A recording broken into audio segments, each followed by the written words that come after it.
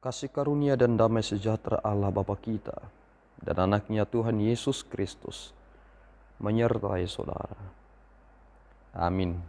Shalom saudaraku yang terkasih, di dalam nama Tuhan Yesus Kristus sedang bisa menyapa saudara di tempat saudara berada hari ini.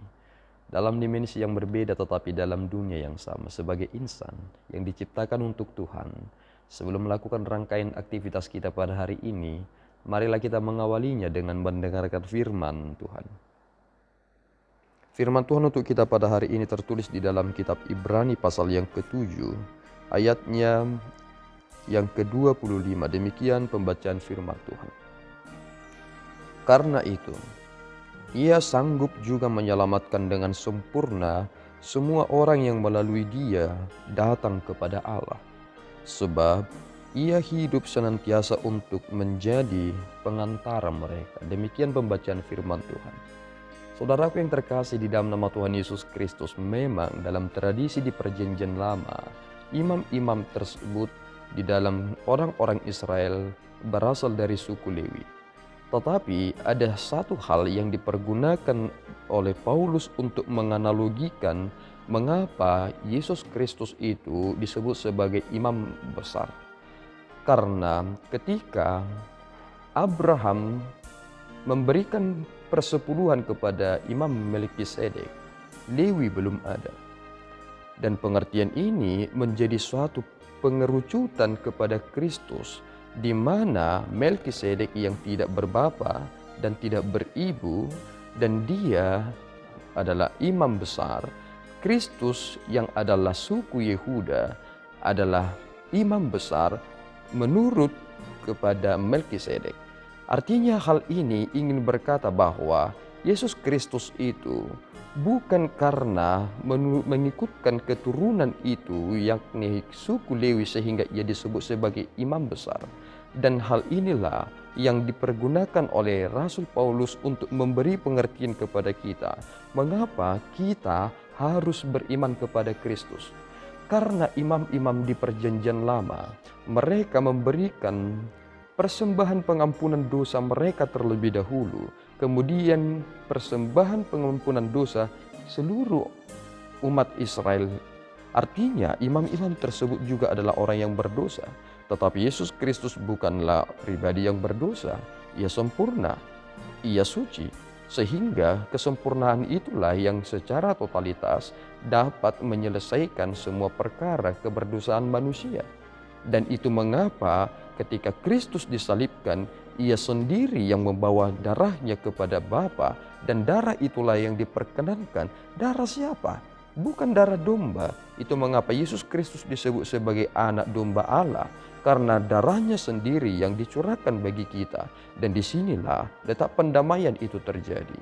Saudaraku yang terkasih, dalam nats ini dikatakan bahwa karena itu Ia sanggup juga menyelamatkan dengan sempurna semua orang melalui Dia datang kepada Allah. Sehingga pengampunan itu adalah datang kepada Dia untuk hadir kepada Allah.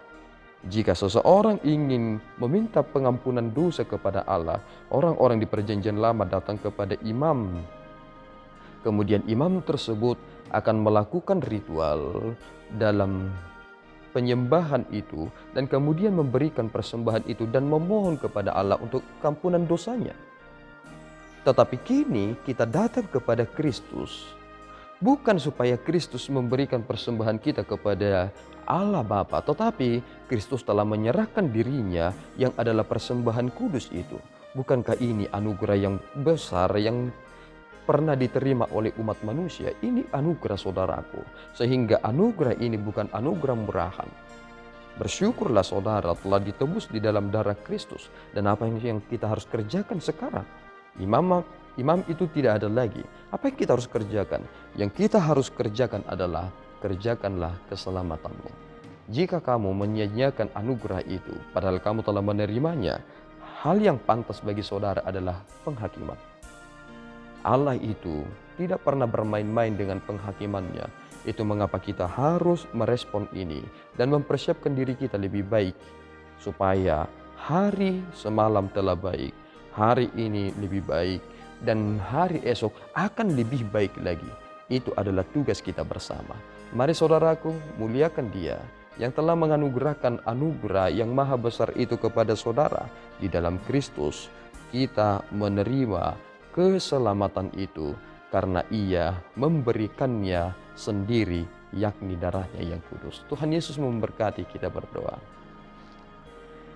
Ya Tuhan, kami bersyukur atas berkat-Mu. Terima kasih Bapa atas anugerah yang kami terima pada kesempatan ini. Engkau telah menolong kami, memberikan kami karya terbesar, keselamatan kami di dalam darah anak-Mu Tuhan Yesus Kristus. Pimpin kami Tuhan supaya kami senantiasa mengerjakan keselamatan kami, memiliki iman yang kokoh, dan mengabarkan itu kepada setiap orang yang belum mengenal Engkau, sehingga mereka datang kepadamu lewat jalan yang benar itu. Ampunkan kami Bapa atas kekurangan kami, ketidakmampuan kami dalam menyampaikan kebenaran itu dengan sempurna. Pimpin kami dalam Roh Kudus-Mu, sehingga Engkau semakin dipermuliakan Bapa lewat semua pemberitaan itu. Di dalam Yesus kami telah berdoa dan mengucap syukur. Anugerah Tuhan kita Yesus Kristus, kasih setia Allah Bapa, dan persekutuan Roh Kudus menyertai saudara. Amin. Tuhan Yesus memberkati.